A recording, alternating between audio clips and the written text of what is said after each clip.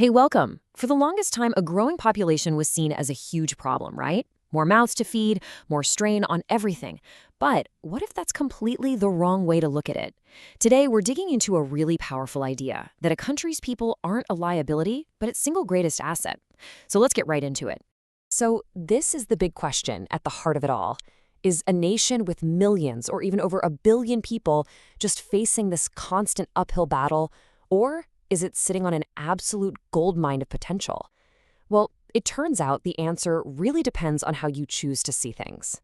To answer that, we've got to think a little differently. We need to start seeing people as human resources. Now, hold on. I know that sounds like some corporate buzzword for employees, but it's way, way bigger than that.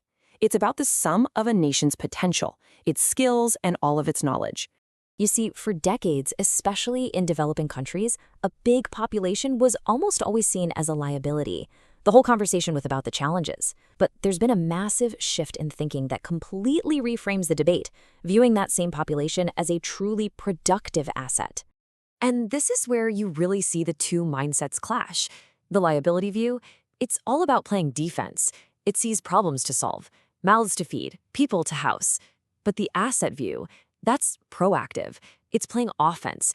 It sees minds that can invent, hands that can build, and a collective power to generate wealth and drive the whole economy. Okay, so how do you actually make that shift from liability to asset? I mean, it doesn't just happen magically. The secret sauce, the key ingredient, is something economists call human capital formation. And this is the deliberate process of investing in people to unlock all that productive power. Let's be super clear about what we mean by human capital. It's not about money in the bank. It's the collection of skills, the education, and the health that exists inside a population. You can think of it like a country's collective brainpower and its capability. It's invisible, sure, but it's an incredibly valuable resource. So here's the crucial point. Human capital isn't a given. It has to be built, and it's the result of really specific investments in 3 key areas: giving people knowledge through education, giving them practical skills through training, and making sure they're healthy enough to work and learn through medical care.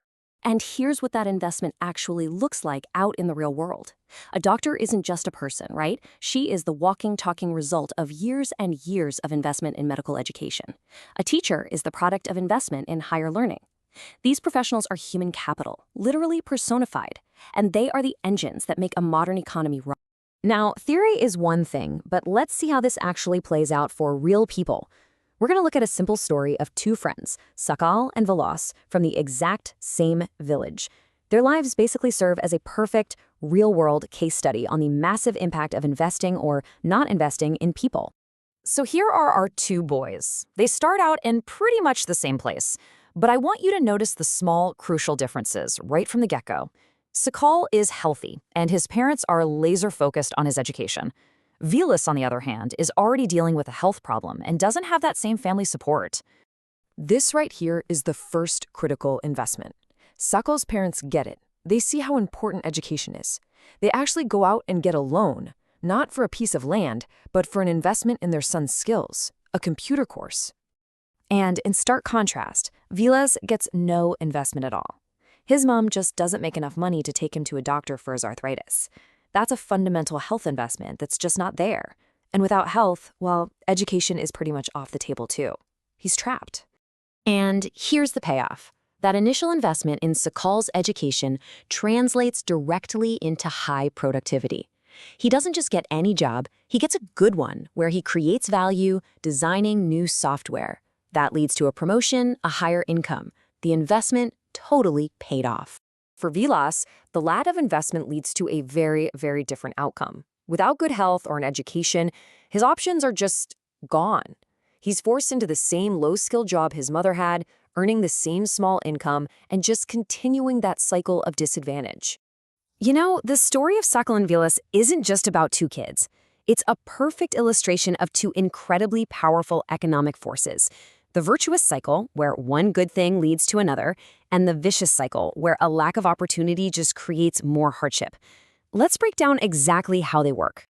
This slide just lays it out so clearly. Sakal's education kicked off a virtuous cycle. His success means he'll be able to invest even more in his own kid's future. But Vilas, he's caught in that vicious cycle. His low income makes it almost impossible to give his kids a better start, which means the whole pattern is likely to repeat. And this is where things can get locked in for generations. The source material says it perfectly. Educated parents are found to invest more heavily on the education of their child. That creates the virtuous cycle. But on the flip side, a vicious cycle may be created by disadvantaged parents. It just goes to show how advantage can build on advantage, while disadvantage can become so hard to escape. Okay, so let's zoom out. Let's pull the camera back from Sakal and Vilas, because the exact same principles that applied to them also apply to entire countries. The collective impact of millions of these individual cycles, well, that's what determines a nation's economic destiny. This right here, this is probably the most important idea in this entire explainer. A country can have all the oil, all the minerals, all the fertile land in the world, but those are just things. They're passive. They just sit there. It takes skilled, healthy, educated people, human resources, to actually turn them into something valuable. And if you want real-world proof, look no further than Japan. I mean, here's a country with almost no natural resources of its own. By all the old rules, it should not be an economic superpower. But what did they do? They invested massively in their people, and their education, and their health. And that human capital then made incredible use of imported resources, and through pure innovation and efficiency, turned Japan into one of the wealthiest nations on Earth. So let's bring it all home. At the end of the day, the ultimate takeaway is this. A country's growth isn't decided by how many people it has, but by the quality of that population. A literate, healthy, and skilled people is the single greatest economic engine a nation can possibly have. So we'll leave you with this final question to think about. If a nation's people really are its greatest resource, what does that say about our priorities? It kind of suggests that spending on schools and hospitals isn't just a social cost, it's the most critical economic investment a country can possibly make for its own future. Something to think about. Thanks for watching.